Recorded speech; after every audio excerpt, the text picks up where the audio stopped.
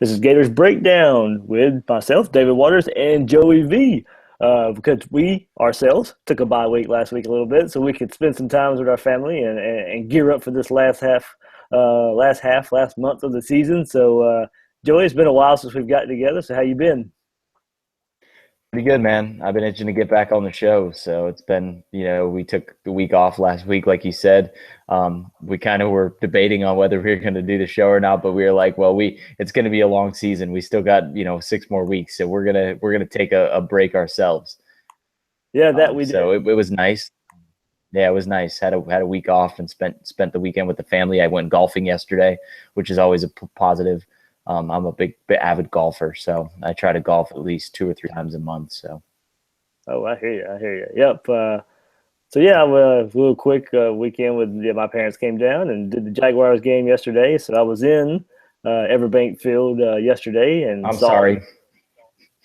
Yeah. Ugly showing from the Jaguars. But I got the little hint of Florida, Georgia. Some of the banners they hang around the city have already been hung up, and you can see the Yeah. temporary stands that have already been built for the game as well. So, this made me, while I was sitting there watching the Jaguar game, Florida still, on the mind a good bit with seeing everything in downtown Jacksonville. So, since we didn't talk last week during the bye week, it was kind of also in a way a midway point in the season for the Gators. So, Joey, just get your quick thoughts on just the season so far, and what's your biggest takeaway from what we've seen as Florida's 5-1 heading into the Georgia game? Inconsistent ups and downs. I especially offensively. Obviously, the defense has played lights out for 90% of the year. The offense is very inconsistent this year. Very disappointed in that. Um, I know that Appleby had to start for 2 weeks, but still, I thought he would be a plug and play guy in McElwain's system. He kind of struggled a little bit against Tennessee, obviously in the second half, and he definitely struggled against Vanderbilt.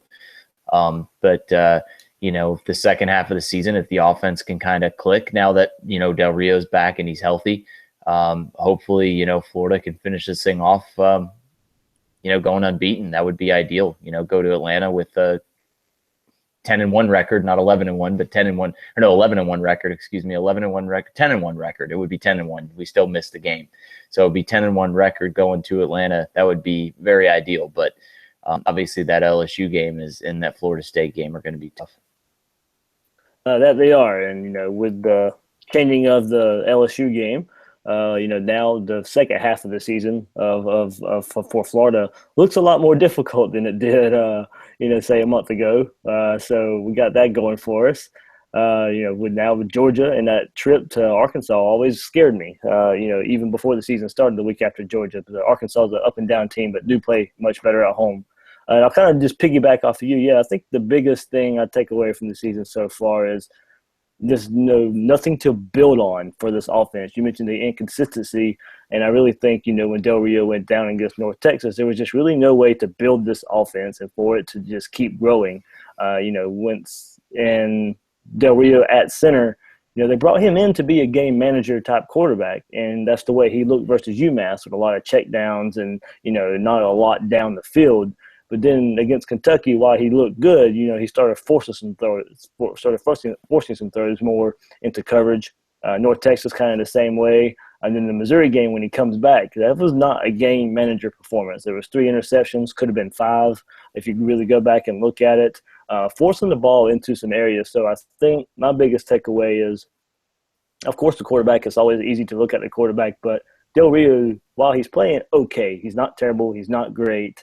That's what a game manager kind of quarterback is, but he can be great, I think, in this offense for what it can be. It's just he's not really doing the game manager things you really expected from him that we heard in the preseason and what we saw in the first game. And I tweeted out today, I think, the aggressiveness in this Florida offense won't be from the quarterback. It will be in the play calling. So if he can be aggressive in the play calling, let the play calls come to him. McElwain and Nussmeier are going to set him up. And we've seen in the Missouri game, I'll go back, the first half of that game, the plays were there, and he just could not hit the deep ball to save his life.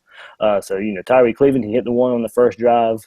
But that was pretty much it. And Del Rio was off, forced some throws. So I think if he plays within the offense, lets the play calling be aggressive, that's when I think the Florida offense can be aggressive. Yeah, absolutely. The running game has definitely been improved throughout the year. It seems like it's gotten better actually with every game, which I'm very happy about. This team is definitely a run-first team. It needs to be because the pass protection is absolutely atrocious for the offensive line. The run blocking has actually been pretty good this year. I've been rather pleased with the run blocking. Obviously, the biggest disappointment in the offense so far has been the offensive line. We expected experience. We expected Mike Summers to have this group ready. They were inexperienced last year. We expected them to come back with veteran savvy this year and experience under their belt, and they've done nothing but expectations. Yeah, so and you mentioned it earlier, so we'll hit the defensive side of the ball, but just for a second for a quick review. And you mentioned we would talk about it. Jalen Tabor, Quincy Wilson, left off the Thorpe Award semifinalist list, and I'll preface that with they can still win the award. Florida came out and actually tweeted themselves because I'm pretty sure they saw a lot of people in uproar about that with Quincy Wilson and Jalen Tabor not on the semifinalist Thorpe Award. But what in the world and how in the world are those two guys not on the list? I think it's because the media who makes the list doesn't like that they run their mouths, I guess. They kind of obviously shot themselves in the foot with their performance against Tennessee. And I think that was the biggest thing. If they had came out and performed, especially Jalen Tabor, I think that that obviously I think things would have been looking better for him. But they obviously, ever that moment against Vanderbilt and Missouri, they pretty much shut down everything that came to their side of the field. Missouri didn't have a first down until almost halftime, I believe. Yeah. So their offense, who was supposed to be the number one offense in the SEC, which is kind of deceiving because they played some pretty bad teams, really shut down. We saw 2 weeks ago. Drew Lock looked worse, I think, this year than he did last year as a freshman. Missouri kind of wasn't really expected to do much this year, but the defense obviously is just ridiculous. And good news, it sounds like we're going to get Brian Cox Jr. back, Jordan Sherritt, and Joey Ivy back for the game this weekend. Still a game time decision, I think, on Jared Davis, but I think he's the kind of guy that has so much heart that it'll take much lock him in a cage to keep him off the field. So I'm pretty sure that he's going to play. I don't know what percentage he's going to be at. Apparently that ankle sprain was pretty bad. I'm just looking forward to the defense just continuing to do what they've done the last 6 weeks. That's been ridiculously good. They're number 2 in the country for a reason. The number 2 scoring defense, the number 2 pass defense, number 2 total defense. And unfortunately, the rushing defense hasn't been that good. I think somewhere around 20 is the rushing defense for Florida right now, which is kind of a disappointment because we expected the defensive line to be stellar. But obviously, due to injuries, Caleb Brantley, he has been 100%. Brian Cox Jr. obviously banged up. Hasn't been really a good showing for the defensive line. Kind of some unsung heroes in Zuniga and seeing young guys like that perform has been really special to watch this year, and I'm really looking forward to what the defensive line is going to be in the next year or two. Yeah, I think that's the biggest takeaway. You've seen Anzalone and Davis live up to expectations. You've seen Tabor and Wilson live up to expectations. But along that defensive line, I really like what I'm seeing from the young guys so far in Zuniga and now Antonius Clayton. A couple games ago, they finally decided to throw him in, and he's proven to be good. I think you could see once they kind of played as a group, these young guys in the Missouri game, you could see them struggling a little bit. But once you threw them in, early in the game, once you throw these young guys in with the more experienced guys, you can see, potential that these guys have on that side of the ball. But Wilson and Tabor's stats speak for themselves. On Gridiron Now, I found, they're allowing just 38% of their passes to be completed right now on them, and no defense has allowed under 40% since TCU in 2002. So pretty good stat there. And Florida's only allowed 4 touchdown passes all season. Every one of those were against Tennessee. Yeah, I'm really excited to see what Florida's defense this weekend can do against Georgia's running game. Obviously, need to prove themselves along the defensive line. I'm a little disappointed with how Caleb Brantley's played this year. Obviously, he's been kind of banged up, but he was supposed to be the leader of this defense, and he's really hasn't kind of, so to say. But I'm really excited to see what this Gators rush defense has against, arguably the best running back they'll face until Fournette. So the best 2 running backs they'll face until Fournette. Is actually ranked ahead of Florida's in rushing defense. Their rushing defense is actually really good. So I actually was quite surprised when I saw that stat that their run defense has been better than Florida's this year. A lot of young guys on their defense. Their pass defense has been terrible. We'll get into that when we preview the game. Yep, I tweeted out those stats earlier today for Georgia's defense, so we'll definitely dive into that. And before we move on to the Georgia game, just one more stat that kind of tells you the ridiculousness of Quincy Wilson himself being left off the Thorpe Award semifinalist list. He is allowing a .4 QBR rating thrown against him. .4. That is ridiculous. I mean, nobody's even close in the country either. Nobody's even close, I don't think. No, it was 1.5 going into the Missouri game, and it was better. He improved in that game. So it's unreal. And not to mention the 2 back-to-back pick sixes both of those guys had. And right now he's projected to get drafted higher than Tabor. Yeah, he is. So. Florida's got stout, and Joey, you and I actually talked about it. It's kind of funny. We were talking about how good those guys were. And if you add all the numbers up, Florida might be losing about 7 guys off this defense, going into next year. So we mentioned the young guys that are – we mentioned the young – 7 all over again. That's exactly probably what it will look like. We mentioned the young guys that are getting some playing time. But you know what? It's still half of this season left. We don't want to look too forward yet. Especially because it is the week for me. I grew up in Georgia. All my best friends are Georgia fans. This is a game that means the most to me. Jacksonville is my hometown. I was born in Jacksonville, moved to Georgia. All my best friends are Georgia fans, like I said. So this is the game that means the most to me. And I will call it by its not political correct name. It is the world's largest outdoor cocktail party, not this bull crap River City showdown that schools are trying to get past. This is the world's largest outdoor cocktail party. So, Joey, quickly, do you have a favorite Florida-Georgia memory game or whatever? I was there for the Georgia Stomp in 2007. I was there at the game, and that was the moment where I swore I would never, ever, ever respect Georgia fans and Mark Richt ever again.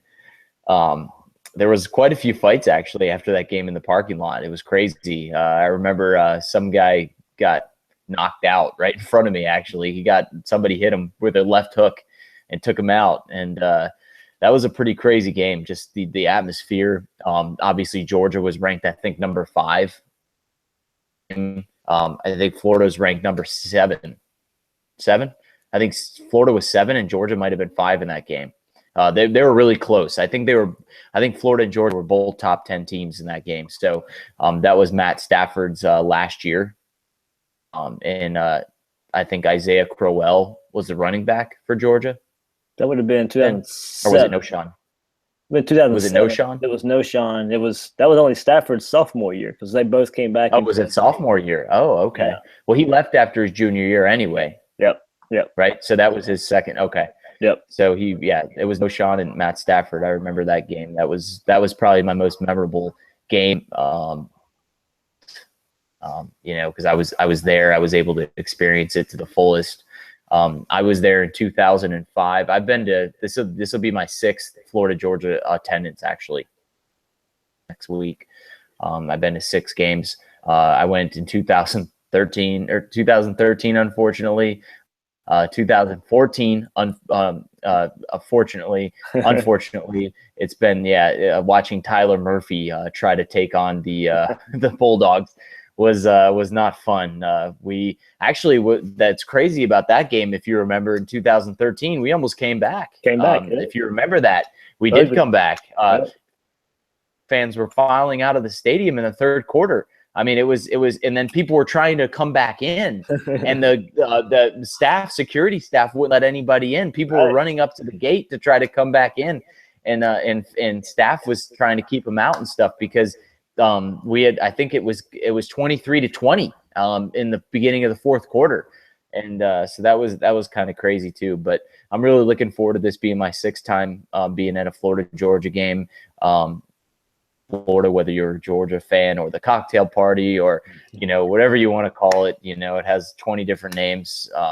But I always call it Florida, Georgia. That's what I've always called it. Even when it was the cocktail party, it's always Florida, Georgia to me. Florida's always first anyway. Just look at that last 25 years. Florida's been first most of the time. So, but I just hope that history's on the side of the Gators this week. I do. Yeah, Florida will be favored. I think 6.5 to 7 points are important, depending on where you look for this game. So about a touchdown for the Gators, and Georgia with a bye week coming off the loss to Vanderbilt, and a big surprise there. So they'll be coming in trying to right the ship, trying to Kirby Smart. It's his first season, trying to right the ship and get a big win. His first year here. So, two former Bama, assistants going at it in Jacksonville with McElwain and Smart. So, Joe, you mentioned on the injury front for the Gators that Brian Cox, sounds like he'll be back. Joey Ivey, George Sherritt, Jared Davis may be back. Like you said, this is probably one of his biggest games of the year because he's a Kingsland, Georgia boy. So, it's right up the road from here in Jacksonville. His family will be here. He grew up in Georgia, so I'm sure this game's big for him as well. But yeah, Treon Harris to do a jersey. Can we sneak yeah, Treon and do a jersey this Saturday? This week. Yeah, that was but yeah. Can we sneak him on the field for a couple plays? Undefeated against Georgia. Don't get me and Joey wrong. This is the only game we want Treon Harris for. It is. This is and then we could just ban him to the depths. I mean, after this game. So. More importantly, though, Kelvin Taylor as well. If we can scoot him in there, he's dominated Georgia the way his dad did. The way his dad did. His dad's a legend at a Florida Georgia game, and his son was a legend now too. So yeah, exactly. So going into this game, we talked about the Georgia defense and their stats. So Georgia right now only giving up 3.49 yards per rush, 111 yards per game. That's a 17th in the nation for that rushing defense, like you mentioned, Joey, and 228.6 yards per passing. That's 69th in the nation. So I guess the question begs to be, what should Florida do coming out and trying to establish its offense against this Georgia team? Do they try and come out and run the ball with the stable of backs they have, hopefully led by Jordan Scarlett, or do they kind of come out and do what I said against Missouri, let Luke Del Rio come out and throw the ball, maybe get him comfortable since that was his first game back? I didn't work out too well. I didn't like seeing 25 pass attempts in the first half from Luke Del Rio. I think that's entirely way too many. But, Joey, I mean, what do you think Florida should come out and do? Should they try and establish the run game against a tough run defense, or should they let Luke Del Rio maybe try and take advantage of this weak Georgia secondary? Oh, absolutely. You got to throw the ball. You have to throw the ball. Georgia's secondary is terrible. They really are. They're I think definitely the country, I believe, in passing defense. You have to throw the ball against Georgia. You have to, because Georgia's gonna force Florida to throw the ball. They're gonna stack the box because they know that Florida can run the ball. So they're gonna put 8 guys in the box and make Luke Del Rio beat them deep, and that's what Luke Del Rio is gonna have to do. I think if you're McElwain, you got to come out throwing. If you know that Georgia's weakness is their secondary, I think you just have to, by nature, by default, you have to try to expose it. I agree, but for some reason, whatever the reason, but it is a different coaching staff. Like I said, with Kirby Smart in here, it didn't matter what Georgia did the last couple of years; they weren't able to stop Florida's run game. So, and maybe in a way, they maybe try and pound it again and see if there's any early luck. Then maybe let Luke Del Rio throw it if there's no early luck. But I think this passing game works best if the run game is there first, and Luke Del Rio can base his game off of play action. But like you said, if Georgia's loading the box, they may not have a choice. McElwain likes the matchup scenario, so if they're loading the box, they may not have a choice but to try. And we've seen it almost every game. Florida will try and take a deep shot on the first drive of the game. And a lot of times, sometimes it's been successful, sometimes it's not. Would you go to Callaway or Cleveland? Oh, funny you mentioned that. Yeah, it looks like Cleveland will get. I think it'll be his first start. He's listed first on the depth chart. The depth chart that was released today. So you got Callaway, Cleveland on the outside. Maybe you run both vertical, and you let them. And you let Del Rio decide. Where I guess based off of coverage. Yeah. But if Georgia's got 8 in the box, 7, 8 in the box, one of them will be in single coverage somewhere. So. That wide receiver combo is going to be lethal next year, isn't it? Not jumping too far ahead, but geez, Callaway and Cleveland next year. Wow, that's going to be special. And it's funny that I think to myself, it's going to be very sad if Florida can't get the type of quarterback play they want, because Antonio Callaway next year probably is his last year. You would think maybe he could leave after a junior if he really wanted to. It would be sad to see him not be able to be a part of an offense where a quarterback could consistently get him the ball and get these receivers consistently the ball. Because if he had a quarterback that got him, as many touches and passes as he could get, I mean, we're probably looking at one of the best, receivers in Florida history if he could have a quarterback that. I mean, he was on his way there with Will Greer. He was on his way there with Will Greer. He was. And even we can call it like it is. Yeah.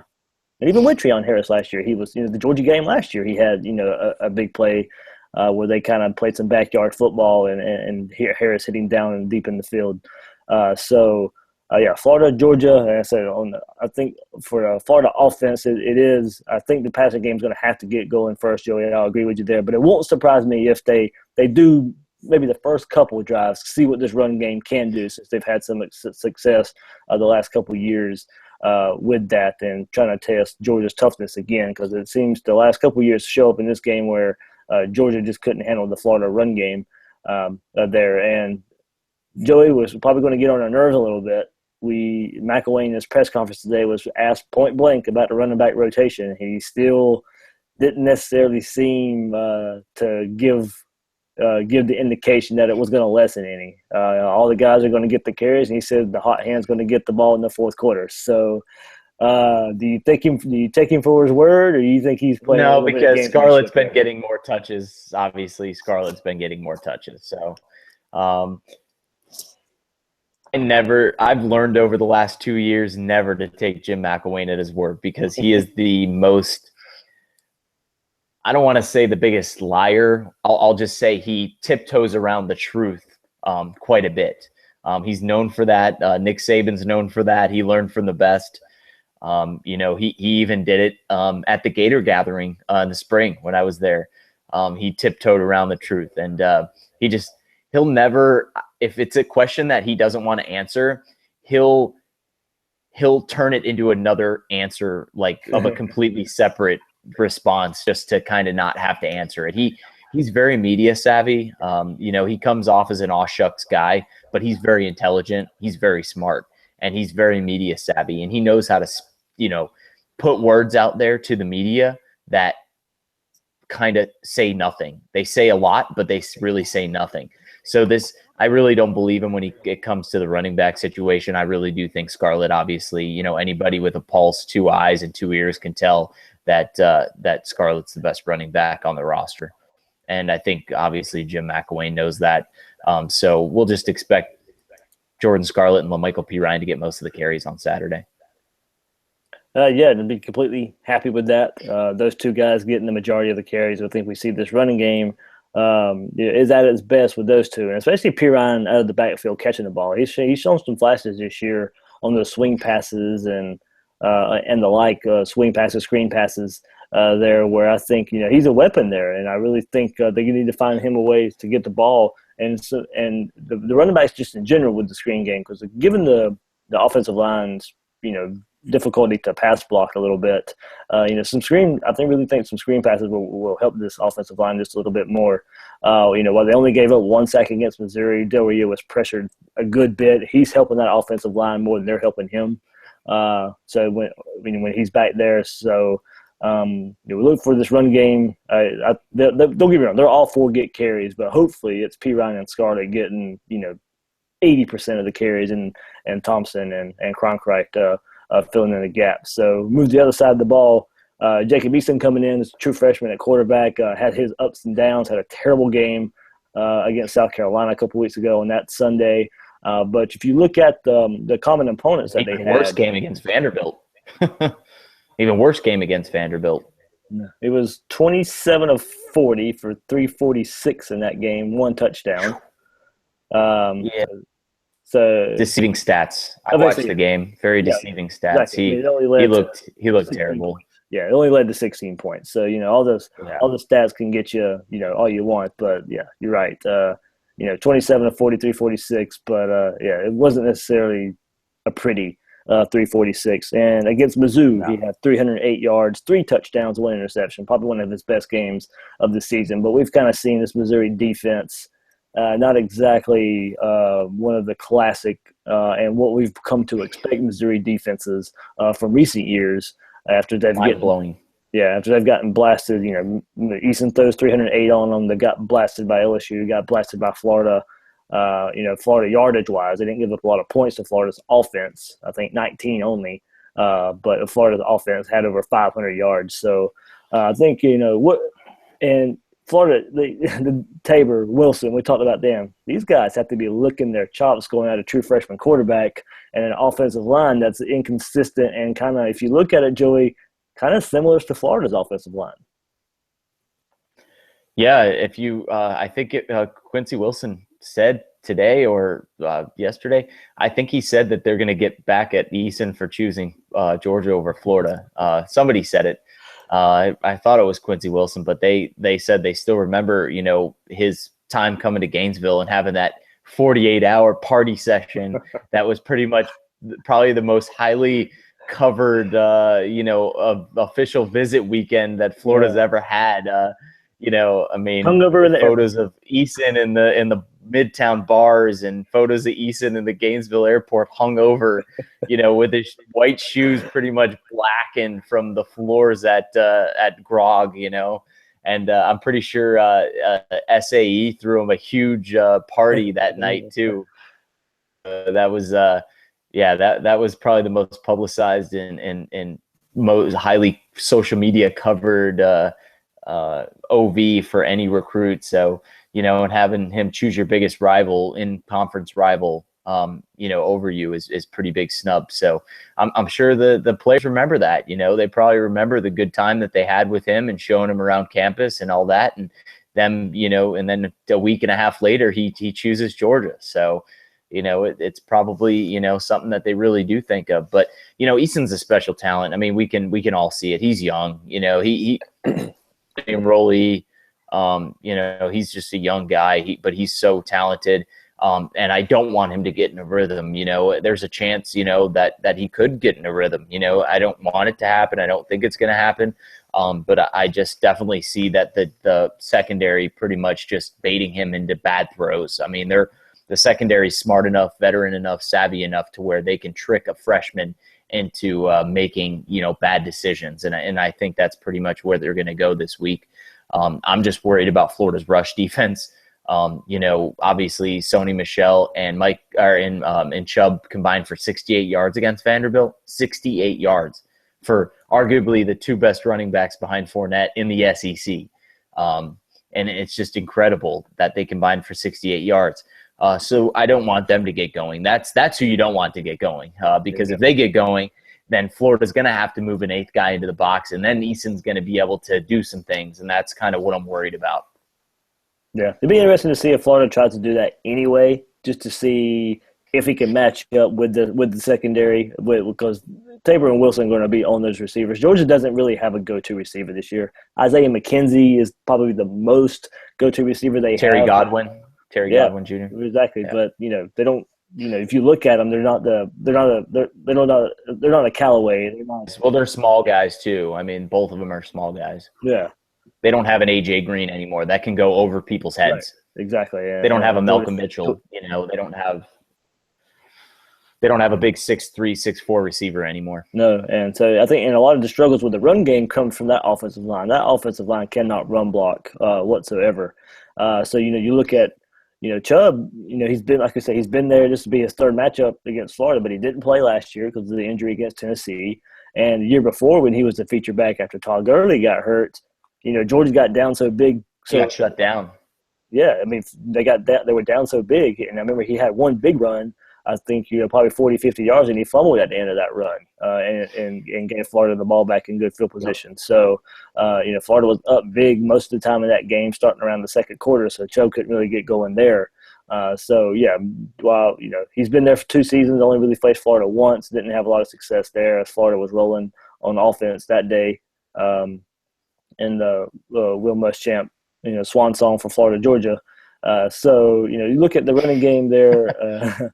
Brian, I think they also, Brian Harrion, a true freshman who helps them, who can get some carries too there. But you're right, they can go 3-4 deep at running back for Georgia. You don't want to see that run game get going because that can help Eason, like you said, maybe go off some play action. You don't want to see Nata get going. You don't want to see Nata get going because if he gets going too, I mean, he's going to be the best tight end in the country in a year or two. I mean, I could see him being a Gronkowski type guy in the NFL. I mean, he's huge. He's massive, and he's 19 years old.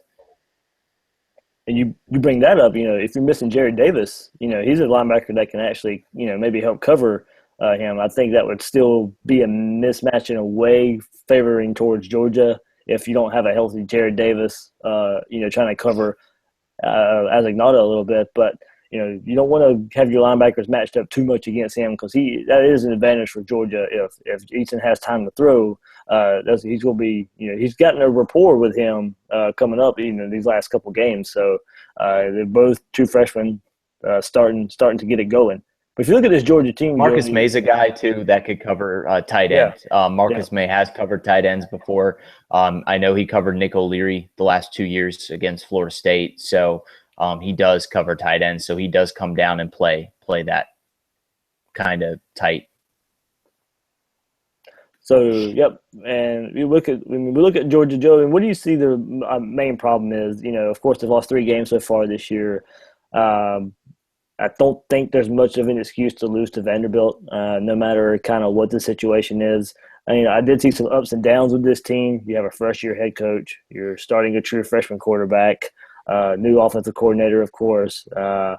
And they're playing a lot of young guys. Is it just as simple as it's the first-year head coach and a freshman quarterback? I think the Chaney hire was terrible. I hated it from the beginning, actually. If I was a Georgia fan, I'd be pissed. What has he done? What did he do at Arkansas? Yeah, he had good running backs, but what did he do that was special offensively at Arkansas? All these Georgia fans were excited when he got hired by Kirby Smart, and I'm sitting there like, okay, as a Florida fan, that's a good hire to me. I mean, he's nothing special. He really isn't, and I think he's not creative. And a lot of people now are comparing Kirby Smart to Will Muschamp as a type of coach. Kind of stubborn, old school mentality, kind of handcuffs his offense, and that's Chaney to me. Frankly reminds me of a Charlie Weiss. I mean, what does he bring to the table that's special? Nothing, and that's something as a Georgia fan, if I was a Georgia fan, I'd be pissed about. I think he's underperformed the expectations that people had for him, which I don't know why they were so high in the first place, but Georgia's offense was supposed to be explosive this year. It's supposed to be questionable. Their defense has struggled the last couple of years, and they were young this year. They were supposed to grow into their age, in the next couple of years, and Kirby Smart was supposed to kind of help groom them into that.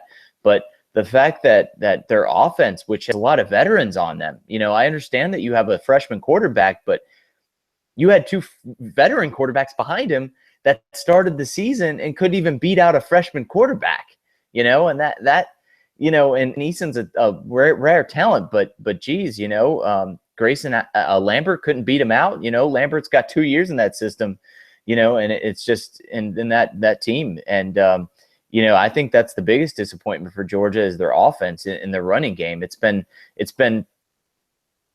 I mean, there's no other word to put it. Yeah, I think there's definitely things you can point to for their struggles. Cheney being one of them. I had colleagues, our colleague Chad Neepling. We follow him and he follows Arkansas just as good as anybody. Did not like the Cheney hire for Georgia at all. That's somebody I trust who, just like that was a terrible hire. I said the same thing. Yeah, he left there and went to Pitt for a year, and then came back to the SEC with Kirby Smart hiring him. So first year head coach Kirby Smart. Cheney not being a great hire in a lot of people's minds. But you're right. We really thought they were going to rely on Nick Chubb in that running game to carry this offense. But the offensive line is, in shambles. A lot of young guys there, playing some guys in some new positions that actually did play last year. So they got that offensive line struggling. And like I said, freshman quarterback, you say. And I don't necessarily know what the thinking was there. Maybe, did Eason really beat him out, or is it one of those instances where, this is our first year, we got a honeymoon grace period anyway. Do we just throw our true freshman quarterback in there, letting him build on year one, and maybe the veteran guys are a step better, but are they that much better, and how many wins is that really worth? So do you build your future? Go ahead and throw Eason in there. So maybe that was a thought process. We'll never know. We're not in the coaches' offices there, so we'll see there. But I really think I think Georgia's on their way. Say that again, Joey. I'm sorry. I said I think Georgia's on their way to a 6-6 season this year. I mean, I really do. I think that Vanderbilt loss kind of sealed their fate with a 500 record. And if Kirby Smart doesn't watch himself, he might not make a bowl game this year. I mean, is he really have a honeymoon period if he doesn't make a bowl game in his first year at the University of Georgia? This isn't South Carolina. This isn't Kentucky. This is one of the top 8 programs in the country, and you don't make a bowl game your first year. So I'm really interested to see, obviously I believe Florida's a much better team than Georgia, and they're going to beat them. But if Georgia obviously can't beat Florida, which I don't expect them to, where do they go from here? You got to win 3 more games to make a bowl. I mean, Georgia still has to play. I don't know if you want to pull up their schedule. They still got to play. Right here. They're 4-3, so 2 more games. 2 more games. But Florida, Kentucky, Auburn. Kentucky's looking better right now. Kentucky's looking better, and Auburn. They're not beating Auburn. Right. Nope. Where it stands right now, not going to happen. Louisiana, Lafayette. Nope. And then Georgia Tech. That's a win. And Georgia Tech, that's a rivalry game. Georgia Tech's given Georgia in their best years trouble. I mean, when Georgia was a national champion contender, Georgia Tech's given them trouble. So, I mean, I can only really circle one lock win in that schedule after this. I mean, so I'm just saying Georgia might have to steal a game just to make a bowl after this week. Yeah, we wouldn't say. I think Kentucky could beat them. Kentucky looks pretty good right now. They look a lot better than they did when Florida played them. Yeah, we wouldn't have said, 3 weeks ago Kentucky probably had a chance against Georgia, but once you lose and drop a game to Vanderbilt, then anything is up in the air. Going along that. Of course, if I look at it, I pick Georgia right now, but also a lot maybe depending on how they look against Florida. They are coming off that loss against Vanderbilt. So, yeah, I mean, you can't feel super confident and saying, oh, yeah, they're going to beat Kentucky because, I mean, it's a game at Kentucky. It's been set today for a night game, so it'll be a night game at Kentucky, a 7:30 game. Yep. So, yeah. And you're right. Auburn and the Kentucky fans are starting to build momentum. They're getting excited because Kentucky's going to make a bowl this year. Kentucky is going to make a bowl game this year. The fans are starting to get excited now. A month ago we were saying how low they were, and now they've rattled off a couple wins. That Mississippi State win is a good win for the program. As bad as Mississippi State is, they were the first in SEC West team this year. Did you know that? That's crazy. I did. That is crazy. I posted on Twitter last week. Kentucky is the first team. West was 7 The West was 7-0 going into that game against the Going East. to that game. I Yep. think I think the average score was 38-15 for the And West as versus of the right East. now, Auburn is going to beat Georgia. Yep. Auburn is a much better team than Georgia right now.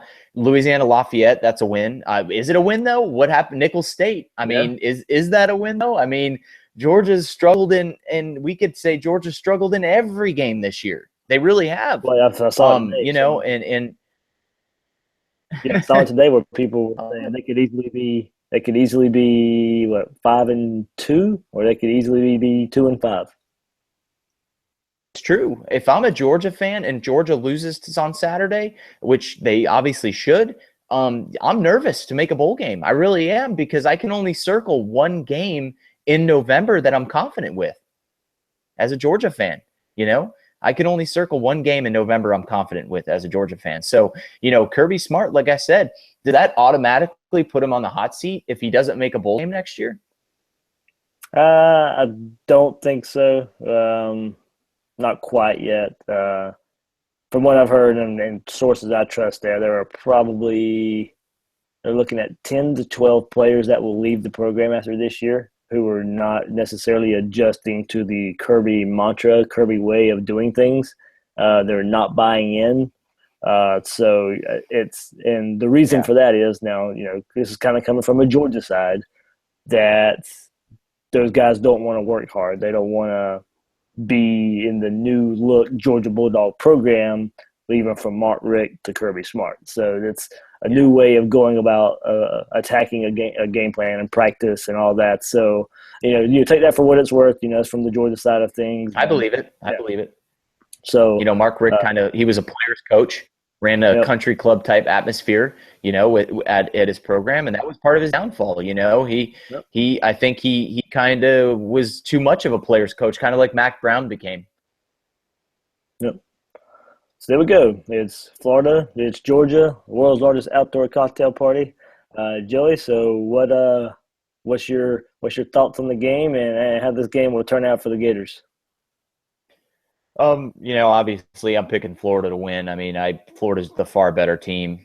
They're better on offense, better on defense, special teams better. But who knows? Georgia was the better team 2 years ago, and Will Muschamp's swan song, like you said. So, who knows? But this is a rivalry game. Even in the most lopsided years, it always seems to be some crazy thing that happens, and it ends up going to a different team. So. So you never know. I'm not going to say with 100% certainty that Florida will win, but I will say with a 90% certainty that I believe Florida wins this game. Florida's 6.5-point favorites right now. The line's trending up. I think it could go as high as 8 by game time on Saturday. A lot of money coming in on Florida this week. So I think Florida wins by a touchdown. I don't know if they cover. I think it's going to be closer than the spread if it goes up to 8. I think Florida wins by a touchdown. I say low scoring game, actually. I say 20-13. Oh, there you go. That's my exact score as well. So I was going 20-13 as well. I was trying to lean in maybe 27-13, but I just it could. Who knows? Yeah, it could. But 20-13 be my score. Throw all the records out the window. So there you go. Like I said, both teams have bye weeks. How would that affect the game? And you look at the Florida offense, not consistent. Georgia offense, not consistent. Both teams better on the defensive side of the ball. That does kind of lean toward maybe a low-scoring game there. So it may come down to special teams. Georgia has found their way with a field goal kicker who has now kind of righted the ship a little bit. They started slow, missed some field goals early on in the year. Eddie Pinheiro, I think we've seen might miss one a game or something. Maybe not as consistent as we would like, but much, much, much better, and a far cry from what we saw last year, where he's still a reliable option. So, I think it will come down to a low score, some special teams. Joey and I both pick a score of 20-13, Florida over Georgia. And Joey, my goal is always, always, always Florida-Georgia game. Always, when the other side of the stadium is filled with green seats and not red and black. Absolutely. That's always, and it's been the last 2 years. That's how it's been. The last two years, it's been such a blowout in the third quarter that the other side has been empty. So I'm hoping that that Saturday is another showing of that. But with their low score predictions, just our luck, it's probably going to be like a 52-40 game or something crazy like that. So we'll but take who that as long knows? as we'll take that as long as it's the orange and blue on that side. Absolutely. So, this game always makes me nervous. Like I said, you can throw out the record books, no matter how bad Florida is, no matter how bad Georgia is, this game is a rivalry game. The teams don't like each other.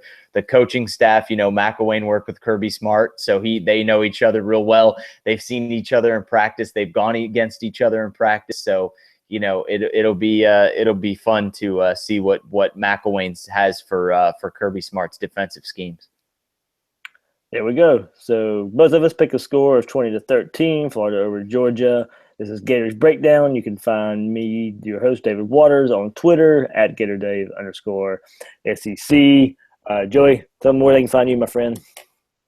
Joey_Sports Talk. Twitter, follow me. I'm a pretty decent follow. I like sarcasm, and David and I always go back with each other. We and some laughs and giggles on Twitter. So I take Twitter as serious as a grain of salt. It's just a place to have a good time. So yeah, we don't get too rowdy. As we'll leave it at this and hear her harder later in the year. But David and I will be getting crazy on Saturday together at the cocktail party. We will. We're going to find each other and we will have a pick and we will post it on Twitter. Yeah, we'll post it on Twitter. Pick of the SEC breakdown, guys. So. There we go. All right. For Joey, this is David. This has been Gators Breakdown. We'll see you guys later.